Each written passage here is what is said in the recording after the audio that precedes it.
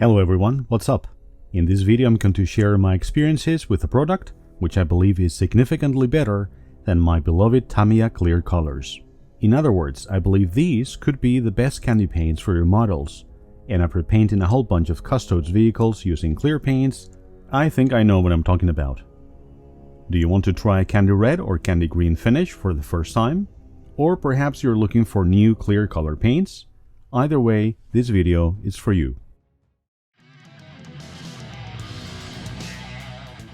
As you can see, this is the built and primed Cerastus Knight Lancer in all its glory.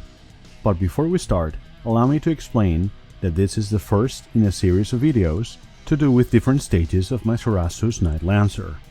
The final video will act as a showcase, given that, as of this writing, I haven't yet given the model its final touches. With that out of the way, let's start. Using two-sided tape and some cork handles, I got ready to undercoat all the armor panels with my favorite dark metallic paint, Metallic Smoke.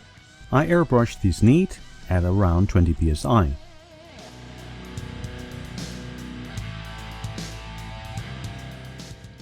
As you can see, I'm spraying pretty much continuously without any dry tip, coverage is excellent, and the resulting finish is ultra realistic. Here you have the finished pauldron. While I show you some more panels, let me tell you a bit more about this enamel paint from AK. Yes, you heard correctly, enamel. Not all enamels are washes and stuff. All extreme metal paints are an absolute pleasure to airbrush if you have the right equipment, namely an extractor and a respirator. Do not use them otherwise, as they're highly toxic.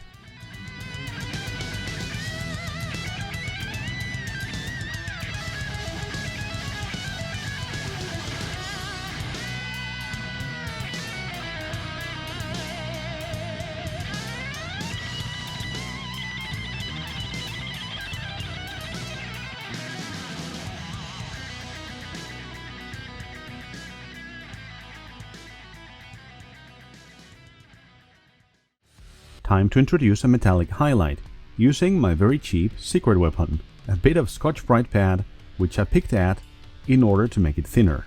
I'm using this as an airbrush stencil instead of the trite baby wipes to create a mottled and much more random texture.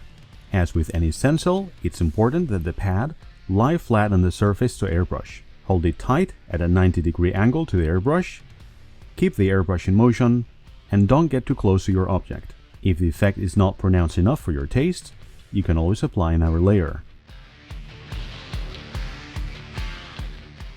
As you can see, this makes a huge difference already, and it will make an even greater one to your candy finish. I always inspect each piece carefully, looking at it from different angles. I was very happy with these results. I first tried the Scotch-Brite stencil technique back in January 2021, following a tip from my good friend Rick. Back then, I used it to create a rust texture on a World War II tank exhaust. The idea to adapt this to painting metallics is my own, and I think it has proven extremely effective. Let me show you one last couple of panels, in this case from the Knight's chest. The results here were particularly pleasing, or rather, they will be later once the candy green is applied. Just so you wait. This here is LP5 Semi-Gloss Black, which I applied as a shadow on the edges of all panels. This paint is quite transparent, so I wasn't too bothered with keeping perfect lines.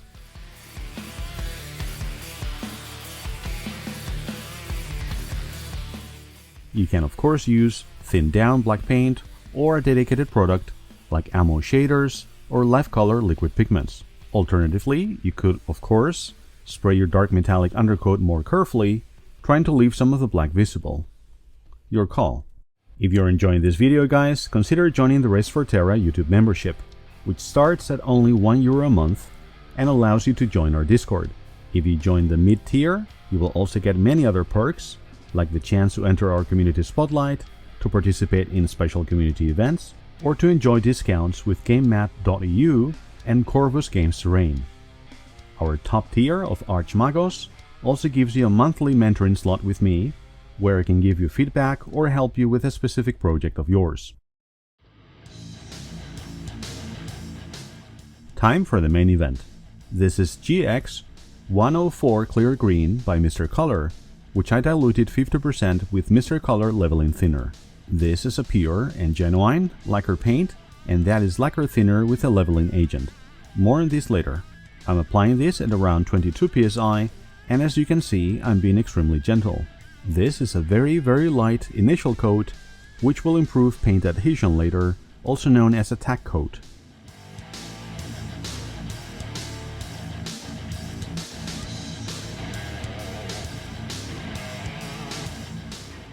When I was done with both halves, I let the panel dry for a few seconds before starting with the second coat.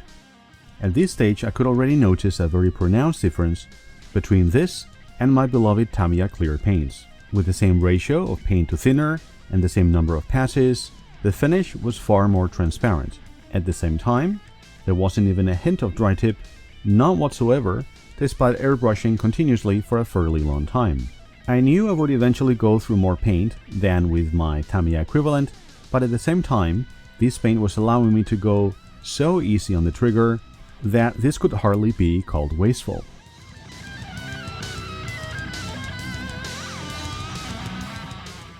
I stopped and checked my work so far and decided that it needed some more opacity.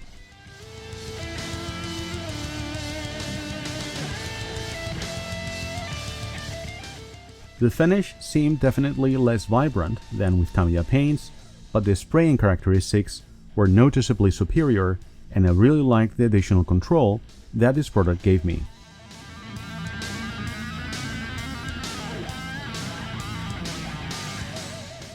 A third, slightly more aggressive coat of paint did the trick for me, and I was very happy with the results.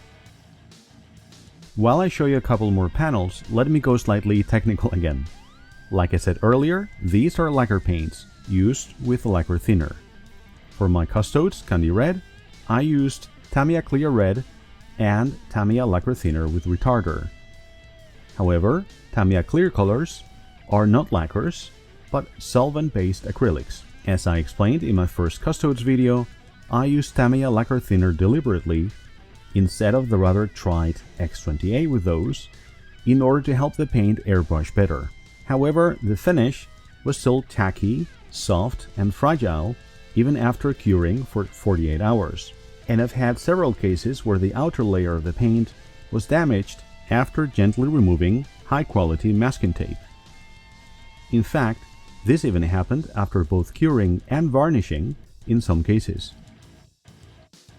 On the other hand, I can already tell you that after drying for just a couple of hours, not days, these armor panels here were rock hard, impervious to any sort of masking, and most importantly, super glossy and smooth. So, what are the pros and cons of Mr. Color GX Clear paints? Well, let's start with the possible negatives. These paints are even more toxic than Tamiya Clear paints. But remember, we're talking about degrees of toxicity here.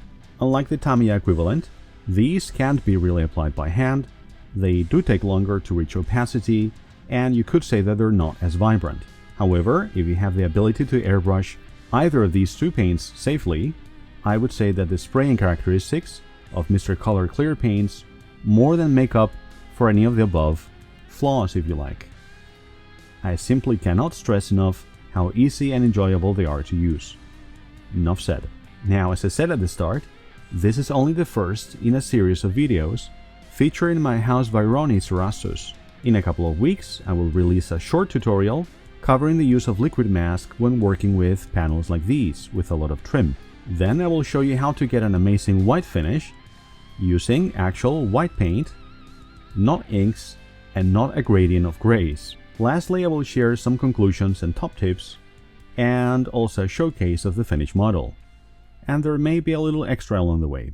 Anyways, I hope that you've all enjoyed this video, and before I let you go, I would like to thank all of my YouTube members. You've supported me patiently, despite the fact that my video releases have dwindled in the last few months, and I really do appreciate that. That's all for now from me, folks, but remember, keep it up and weather it out.